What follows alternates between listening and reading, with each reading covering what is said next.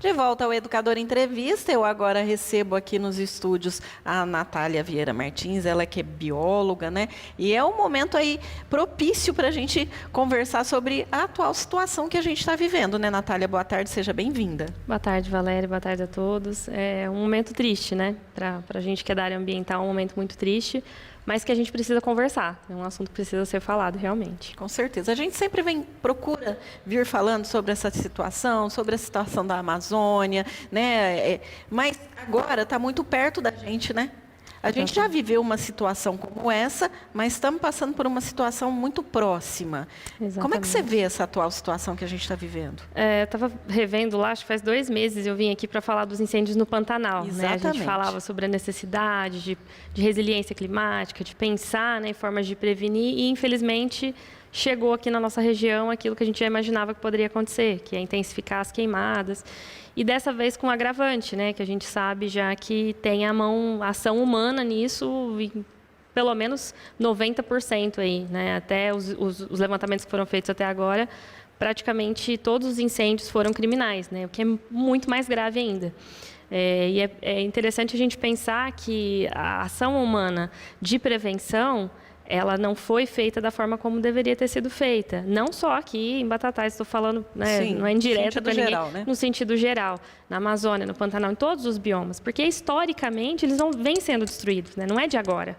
Então a gente já sabe que isso estava acontecendo e nós não tivemos capacidade técnica, não tivemos políticas públicas, não tivemos ação de cidadania suficiente para conter. Isso é um fato que a gente não pode negar. E, por outro lado, a gente tem uma coisa agravante que é o ato criminal, né, que ainda não se sabe, de fato, o que originou, se é um ato coordenado de fato, né? Tem várias especulações na internet, mas, assim, muita gente me pergunta, né, o que eu acho, quem foi. Então, gente, eu não tenho capacidade para dar essa resposta. São várias né? versões, né? São várias versões e são muitas questões que envolvem chegar nesse ponto. É importante a gente pensar que, por mais que tenha o ato criminoso por trás do incêndio em si, ele estava propício para acontecer. E isso é culpa de um monte de coisas, inclusive nossa, né? Que não mudamos os nossos hábitos, que continuamos fechando os olhos para as muitas coisas que causam essa crise climática e que agravam os períodos de seca. Né? E a gente a gente tem passado por essas situações praticamente no mesmo período, na mesma época. Quer dizer, já é uma situação a se pensar para o próximo ano, vamos dizer assim, para a gente meio que poder evitar ou tentar evitar, né, a situação do jeito que ficou. Como você mesmo disse, a ação humana ali, mas a questão está propícia para isso, a seca, a falta de chuva. Isso, é um evento que tende a piorar, né, se a gente não fizer nada.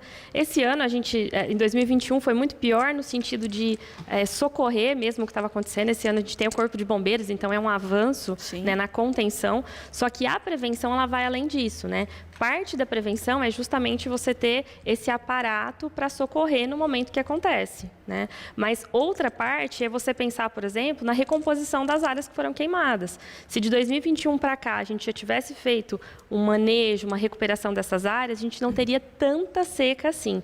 É isso que às vezes as pessoas têm dificuldade de entenderem, que é um efeito em cascata. E que quando você deixa de fazer uma recuperação, um manejo, você está favorecendo que no próximo ano seja cada vez pior. Então, é nesse sentido que eu falo muito que a gente precisa discutir resiliência climática. Porque a resiliência ela vai tratar de várias adaptações que a gente precisa fazer para lidar com essas mudanças de clima que teve. Né? Como que a gente vai lidar com esses problemas que vão sempre ser piores. A resiliência climática, para as pessoas entenderem, realmente discutir, né, a capacidade social, econômica dos ecossistemas em si, né, saber exatamente o que é isso, como trabalhar o meio ambiente. Exatamente, é um olhar mais amplo, né? A resiliência, ela fala da capacidade de se adaptar. Então, assim, temos um cenário que o clima já mudou, temos um cenário de eventos extremos.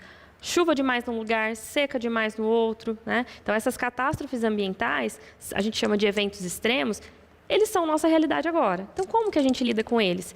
Precisa de adaptação. Não tem como a gente continuar fazendo as mesmas coisas que sempre fizemos e esperar que isso vá parar. Não vai. Né? São os principais desafios aí, né? Que é saber lidar com essas alterações climáticas. E a gente vê, né? A gente pensa, né? Como que as espécies vão poder se adaptar aí a essa questão climática?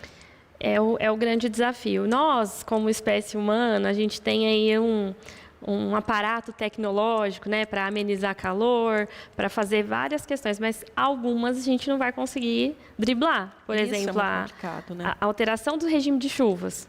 Né? Isso é algo grave que vai afetar a agricultura, que vai afetar a nossa alimentação, que vai afetar a disponibilidade de água potável. Né? Esses dias de queimada, todo mundo sofreu, precisando de água, todo mundo com problema respiratório, precisando tirar a poeira de casa e não tinha água, porque os reservatórios foram baixando, né? o consumo excessivo. Então, são questões que a gente precisa entender que são urgentes e que elas não podem ser olhadas sob um ponto de vista único. Né? A gente conversava aqui antes. Ficou muito o discurso nessa coisa de quem é a culpa, de quem é a culpa. Eu não tenho governabilidade para lidar com isso, eu não tenho um aparato para falar, olha, eu vou investigar e vou descobrir. A gente tem órgãos competentes para isso. O que a gente pode fazer é cobrar que esses órgãos, de fato, façam o seu trabalho. Né? Investiguem e punam quem causou isso. Mas, por outro lado, a gente tem que gastar muita energia em pensar o que a gente faz daqui para frente. Porque só apagar o incêndio não vai resolver as queimadas do próximo ano. Né? Então, o que a gente vai fazer nesse período? Tem o período de chuvas. Quantos plantios será que a gente consegue fazer esse ano ainda? Para que no próximo ano a gente tenha mais umidade preservada por conta das florestas. Né? Como que a gente vai fazer para evitar que o clima continue cada vez mais seco? Acho que é essa que é a discussão que a gente tem que focar agora. Repercutindo essa questão tão complicada, que é esse momento de seca, esse momento de queimada, e a importância, né, Natália, de se trabalhar realmente esse problema antecipadamente. Exatamente. O planejamento ele é essencial para a gente lidar com todas as questões climáticas, essas questões extremas. E a gente tem aqui na nossa região já esse histórico, né, de secas mais intensas, mais prolongadas, então não é novidade. Eu acho que o que tem que concentrar energia agora... Eu vi uma frase hoje, uma publicação da Unesco, que me chamou muita atenção, né, que é a gente parar de se culpar, né, de procurar a culpa e desculpas e agir em conjunto. Né? Então, eu acho que é esse momento da gente parar um pouco de essa dualidade política, essas polarizações, porque o problema é de todo mundo. Tanto faz se você é de um lado ou do outro, se você é desse ou daquele. Todo mundo vai enfrentar o mesmo problema. Né? Todo mundo não, porque a gente sabe que tem injustiça climática. As pessoas mais ricas sofrem menos. Exatamente. Né? Existe isso. Mas, no sentido geral, está todo mundo no mesmo barco. Então, eu acho que é momento da gente deixar um pouco de lado essa questão política, de ego, e focar na busca de soluções. Como é que a gente faz diferente esse ano ainda, para o próximo ano a gente não sofrer como estamos sofrendo agora? É conscientização, né, Natália? Precisa muito de conscientização. E isso tem que começar desde a escola. A conscientização que é necessária essa preocupação, esse cuidado, porque a gente já está tendo muitos indicadores aí biológicos de que realmente o clima está caótico, está complicado. A gente já não tem mais aquela previsão. Não, olha, esse mês é de chuva, esse mês é de seca, vai ser calor, vai ser frio. Realmente está meio que um reloginho descontrolado, né? E isso afeta a nossa saúde de uma forma muito doida, né? Assim, eu que não tenho hábito de ficar doente, tenho uma alimentação saudável, sou vegetariana e tal, e cuido bastante da minha alimentação. De junho para cá, eu tive vários episódios de ficar doente, ficar de novo, meus filhos também. E é tudo esse tempo maluco, né? Porque não há organismo que aguente isso. Então, é importante a gente entender que está todo mundo sentindo na pele. Eu acho que é o momento mais fácil de sensibilizar as pessoas sobre isso é justamente quando a gente sente na pele. Exatamente. Porque até que está no discurso, eles falam, tá falando, mas não deve ser tudo isso não, né? E aí quando a gente vivencia aquele cenário de filme de terror que a gente vivenciou aqui, Exatamente. de muita fumaça, de fuligem, não tem como as pessoas não perceberem que é real o que está acontecendo. E aí é claro que neste caso específico, como eu falei, teve ação criminal, mas a gente não pode esquecer que isso só foi possível porque vários fatores se acumularam e fizeram com que fosse mais seco, tivesse mais ventos, né, nesse período. Então, tem uma série de coisas que favoreceram para que esse cenário acontecesse. A gente está falando de clima, mas isso envolve, como eu disse, a educação, a saúde, porque uma coisa vai levando a outra. A dificuldade climática que a gente está vivendo aí, como você mesmo já citou, causa tantos problemas, envolvendo até a saúde. A gente está vendo tantas questões de infecções respiratórias, H1N1, quer dizer, isso tudo. O clima favorece a esse tipo de problema. Com certeza. O surgimento de novas epidemias, novos vírus, tudo isso está relacionado com essas alterações climáticas, né? A gente mora num planeta que é uma casa grande de todos nós. Então, se você altera num lugar, o outro também sofre, não tem como. Então, todas essas alterações afetam a saúde diretamente e afetam principalmente, que muita gente às vezes não associa, mas afeta a economia. Né? Então, aí, do afetar a economia, a gente vai ter outros problemas sociais que vão ser decorrentes. Os problemas sociais, eles se agravam, porque a gente tem a injustiça climática que eu mencionei. Né? Você vai ter as pessoas mais pobres sofrendo muito mais os efeitos das mudanças climáticas. E pior, né? São os que menos contribuem para isso acontecer. Com certeza. Então, é um efeito em cascata e a gente precisa, de fato, ter esse olhar mais abrangente, mais holístico e não entender que quando acontece uma situação, uma catástrofe, ela não tem uma única causa. Então, a gente precisa sentar, precisa conversar, sociedade, empresas, produtores, poder público, tem que todo mundo ali contribuir com o seu olhar, com os seus interesses, porque a gente sabe que há conflito de interesses, e negociar, né? A gente tem que chegar em consensos aí para buscar soluções. Com certeza. E como que a gente pode dizer aí que essa biodiversidade aí afeta essa resiliência aí climática? Bom, a biodiversidade, ela garante o controle dos ciclos da natureza, né? Toda a biodiversidade, todas as espécies de seres vivos, elas são essenciais para garantir a continuidade da vida no planeta. Então, quando você...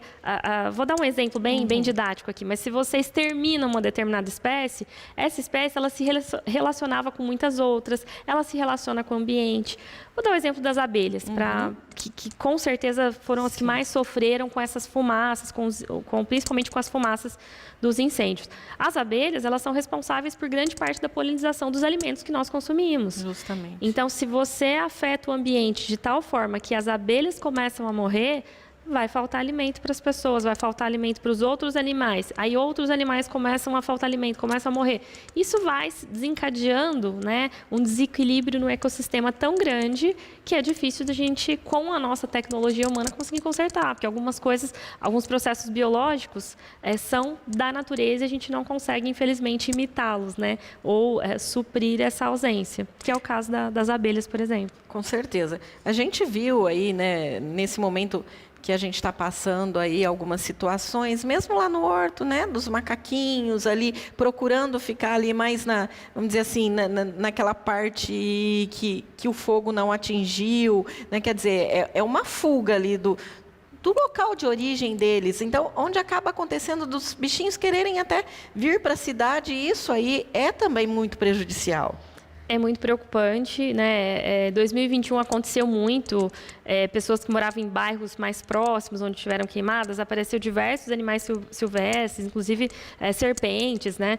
Então, eles têm que se refugiar em algum lugar, eles fogem.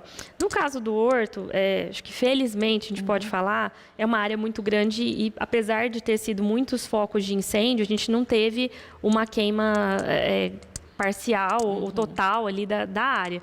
Então, eles ainda têm muitos refúgios, tem muitas regiões próximas às represas, né? São regiões que têm mais árvores frutíferas, árvores onde eles buscam alimento. A questão ali da entrada da sede é que eles têm o hábito de ficar ali porque as pessoas alimentam. Já é costume, né? É um costume de ficar ali justamente porque as pessoas alimentam, e, inclusive, eu fui lá, não vi as placas, mas é proibido alimentar os animais silvestres. A gente tem essa cultura aqui em Batatais de levar alimento para os macaquinhos lá, mas infelizmente não é uma prática adequada. Por quê? Eles têm todo um instinto de se alimentar, a gente tem a situação dos filhotes que estão aprendendo a se alimentar. Quando você dá ali de mão beijada o alimento, você inibe o desenvolvimento desse instinto. Tem também a questão nutricional, que existe eles têm uma dieta balanceada, né? E aí quando a gente leva outros tipos de alimento, mesmo que é fruta, as nossas frutas cheias de agrotóxicos, pode causar intoxicação neles também, né? Então o ideal é realmente não alimentar. Essa é uma conversa que eu já tive com o Gabriel, que é gestor lá da Floresta Estadual, várias vezes. Ele até comentou que estava tentando essa sensibilização das pessoas para pararem de alimentar, mas infelizmente, assim, acho que é falta de, não é má vontade, é falta de conhecimento, né? E agora, eu sei que muita gente ficou preocupada, mas a gente precisa lembrar que a área do horto é muito grande, então, apesar de ter várias áreas que foram afetadas, eles não estão sem alimento, né? Eles conseguem se virar, eles conseguem ir para as áreas que têm alimento, que inclusive não é naquela área ali. Eles só frequentam aquele espaço mesmo ali próximo ali da sede, porque as pessoas alimentam, então eles vão onde tem comida, né? O que é também prejudicial. Quanto mais eles perdem o medo do ser humano, mais risco eles estão correndo, mais vulneráveis eles estão. Então, assim, para acalmar um pouquinho o coração das pessoas que estão assistindo, eles estão bem por enquanto. Aí o que a gente tem que fazer agora é tentar, não sei, né, uma intervenção aí para que não aconteça mais incêndios lá na Floresta Estadual. E o que eu sempre recomendo, até publiquei recentemente, procure a administração. Sempre que for fazer alguma ação lá no horto, lá na Floresta Estadual, procure a administração, peça autorização. Muita gente não sabe, mas até fotografia, para fotografar lá dentro, precisa de autorização, né? Então, eu sempre faço esse trabalho, sempre que eu preciso fazer uma oficina, uma trilha, peço autorização, do mesmo modo a alimentação. Sentiu vontade, acha que os animais estão passando fome? Procure a administração, pergunte se é permitido, se pode, porque aí eles vão avaliar o alimento, a quantidade, o local, se realmente é necessário. Quais estratégias aí, então, de manejo que cada um ali, enquanto pessoa física, enquanto pessoa comum, poderia tomar uma atitude, fazer alguma coisa ali na tua casa? O que você acha? Bom, plantar uma árvore na porta de casa já é o primeiro passo, né? Acho que não tem muito segredo. Para essa questão da mudança climática, a arborização, a preservação das florestas, assim, é o básico do básico que a gente precisa fazer. Porém, então, até para isso precisa de informação, porque tem a árvore correta que você pode plantar na calçada, que você pode plantar no fundo do quintal. Inclusive, aqui em Batatais, eu acredito que ainda funcione, não tenho informação tão recente, mas há bastante tempo eu sei que existia um programa de doação de mudas para o munícipe que quisesse plantar na porta da sua casa. Como a gente ainda tem o viveiro, imagino que permaneça da mesma forma. Mas é só ligar na Secretaria de Meio Ambiente, pedir informação, né? Quais espécies podem ser plantadas, se tem a doação de mudas, se tiver melhor ainda, que aí fica mais fácil ainda, né, de fazer esse plantio. E no quintal de casa também, né? A gente precisa, as plantas, elas têm esse potencial de filtrar o ar, de segurar a umidade, de manter a biodiversidade, uma série de benefícios ambientais que elas produzem para o ambiente. E pensando especialmente na questão da resiliência climática, pensando nas mudanças do clima, elas sequestram carbono da atmosfera, né? Apesar que na respiração elas também vão liberar, mas elas sequestram carbono da atmosfera, elas garantem o regime de chuvas, que vai amenizar o calor, a proteção do solo. E uma coisa muito importante que a gente sofre muito em Batatais e que eu vejo poucas pessoas falando sobre isso, que é reabastecimento de aquífero. A gente tem problema de água por distribuição, que eu sei que a Prefeitura está fazendo, né, todo um trabalho de estudos para amenizar, muita coisa já foi feita, mas tem uma questão muito grave que é a água está acabando. A gente está usando muito mais do que a capacidade de reabastecimento ali do aquífero, né? Isso de forma regional, não só em Batatais. E a gente precisa muito pensar nisso. Quando a gente vai lá e cimenta todo o quintal, a gente impede que a água da chuva infiltre no solo, né? Então, a gente precisa pensar conceito de cidade esponja, né, que vem sendo muito falado para combater a mudança climática, o conceito de cidade esponja, que é justamente essa cidade que tem áreas de alta absorção de água, né, e filtragem dessa água, essa água que vai reabastecer o aquífero e vai evitar alagamentos também. Então, a impermeabilização do solo nas cidades é um dos grandes problemas, porque causa alagamentos, causa enchentes que a gente viu no Rio Grande do Sul, né, os estragos que aconteceu, e também impede algo muito importante, que é reabastecer a água que a gente utiliza dos nossos poços, porque se isso não acontecer, vai faltar água potável para a gente muito em breve. E é uma coisa tão simples, né? E a gente pensa, nossa, olha, eu vou cimentar todo o meu quintal. A gente fica feliz, ó, não vai ter poeira, não vai ter, né? Mas é um detalhe que não passa pela cabeça das pessoas comuns, que fazendo aquilo ali, não deixando nem um pedacinho, porque se houver esse pensamento, né? Vamos cimentar aqui, mas vamos deixar um pedacinho para acontecer isso. Mais uma vez eu falo, falta muita conscientização. Falta essa informação eu falo assim, eu sei que muita gente pensa, né, nas crianças e fala que tem que começar na escola, mas eu vejo, por exemplo, na minha geração, eu tive educação ambiental desde o ensino fundamental, mas poucas pessoas da minha idade estão engajadas com isso, né? Poucas pessoas estão preocupadas com isso. Então, não é só a informação. Eu acho que é a forma como essa informação é trabalhada e pensar numa integração de adultos também. Porque quando a gente fala de questões climáticas, a gente depende dos políticos. Se os políticos não estiverem sensíveis à causa, eles também não vão tomar isso como prioridade, né, no seu governo. A gente tem os vereadores que fiscalizam, que cobram. Se os vereadores não têm conhecimento, não têm essa sensibilização, como que eles vão cobrar, né? Algo que eles não conhecem, não sabem. Então, acho que a gente passa por um período que a educação ambiental ela fica muito latente, ela fica muito claro que precisa acontecer, só que não como a gente pensa que a educação ambiental que é aquela coisa da oficina, na escola, de fazer a horta. A educação ambiental ela é um instrumento, ela é uma estratégia para a gente mobilizar as pessoas em torno de uma causa. E isso tem método para fazer, a gente estuda para isso, né? Com certeza. Existe método para você fazer, para você abordar as pessoas, abordar os assuntos, abordar os temas e, principalmente, colocar as pessoas para conversar, que eu acho que é o que está faltando, como eu falei antes, é tirar um pouco de lado ego, idealismo político, essas coisas, e a gente se unir, de fato, em torno dos problemas comuns, né? E justamente por isso aí que você vai realizar hoje aí uma live para falar sobre essa questão aí, né? Um encontro de resiliência climática, é isso mesmo? Isso. Eu fiquei muito angustiada com tudo que estava acontecendo. Eu recebi muitas mensagens, as pessoas queriam que eu me manifestasse, que eu falasse alguma coisa. E eu confesso que eu demorei uns dias para conseguir, sabe, absorver o que estava acontecendo e colocar algum vídeo, falar alguma coisa. Porque realmente é angustiante, é algo que desde a década de 60, que eu nem era nascida, já se falava, e hoje a gente vê a coisa num nível extremamente crítico. E eu falei, eu tenho que fazer alguma coisa, né? E como eu acredito muito nesse potencial do diálogo, da construção coletiva, de várias cabeças pensantes, né? Porque eu tenho coisas da teoria que podem ser aplicadas, mas a gente tem que discutir a nossa realidade em cada contexto.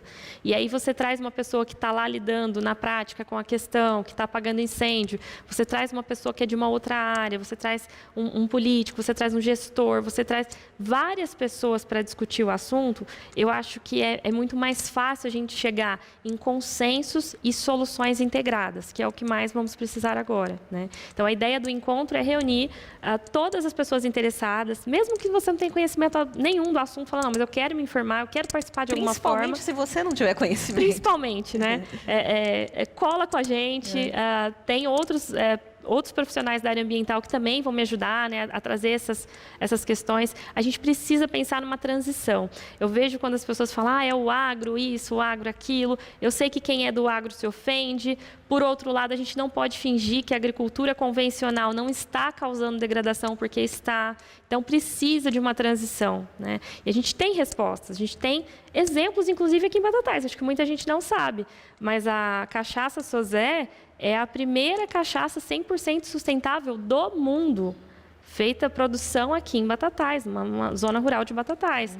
Então, assim, jeito tem. Tem. Só que a gente tem que sentar, tem que discutir, tem que entrar em acordo e tem que fazer planejamento. E principalmente um planejamento de transição. Porque não adianta a gente só atacar a agricultura, a pecuária do jeito que é feito e não dar solução para que essa transição aconteça. Então, eu acho que eu sou muito a favor do conversar, do diálogo pacífico, exatamente porque eu acho que é o caminho promissor que a gente tem. Enquanto ficar nessa de, tá certo do jeito que tá errado do outro jeito, a gente fica nessa... Parece aquelas brigas, né? Que um puxa a corda de um lado e o outro do outro. A gente não vai para lugar nenhum. Então, Esse encontro vai ser virtual? Isso, é um encontro virtual, todo mundo pode participar. Vai ser pelo Google Meet, né? A gente vai abrir uma sala para todo mundo poder conversar, trazer suas ideias. Então, não é uma palestra, é um bate-papo mesmo, é um bate-papo para a gente trazer. Eu tenho algumas questões teóricas que eu posso contribuir, né? No sentido de planejamento, de construção de alguns documentos, caminhos para a gente fomentar essa discussão. Mas a ideia é que todo mundo possa trazer suas percepções, as suas contribuições, e dali outros encontros vão acontecer, para que a gente consiga construir alguma carta, algum plano, de repente uma ação no Ministério Público cobrando algumas coisas, ou para pedir para o governo do Estado, por exemplo, recursos, né? Então, dali, discussões vão acontecer e a gente vai decidir juntos ali qual é o futuro que a gente quer para Batatais em termos de resiliência climática. E quem quiser somar vai ser muito bem-vindo, hoje às 8 horas da noite, pelo Google Meet. Tem o link lá no meu Instagram, que é o na.vieira, tem o linkzinho lá na bio. Você vai só colocar o nome, e-mail e receber o link de acesso hoje à noite. Vai ser muito bem-vindo todos que quiserem somar com a gente nessa busca de soluções. Que bom. Então, hoje, às 20 horas. Isso, hoje às 20 horas. Espero todos nesse primeiro diálogo, né, que a gente vai ter, para acalmar um pouquinho o coração da gente que é da área ambiental, para a gente colocar um pouco dessa energia, porque dá uma tristeza tão grande, dá um desânimo. E aí a gente tem que fazer alguma coisa com isso, né? Eu não posso deixar a tristeza tomar conta e a gente ficar ali inerte. É ação, né? É ação. E a ação é isso, né? É coletiva, é todo mundo se unindo e discutindo juntos. Tá certo, Natália. Muito obrigada pela sua presença. Parabéns pelo trabalho que você realiza. E você que está nos acompanhando em casa, então, participe desse momento importante que acontece hoje às 20 horas. Nós estamos falando tanto de conscientização, aí, de informação. Participe aí, para que, quem sabe, aí, todos juntos possam achar aí um momento, aí, uma chance aí para a gente tentar fazer diferente, né, Natália? Muito obrigada. Obrigada, Valéria. Obrigada a todos, né? E obrigada, TV Educadora, por trazer sempre esses temas tão importantes também.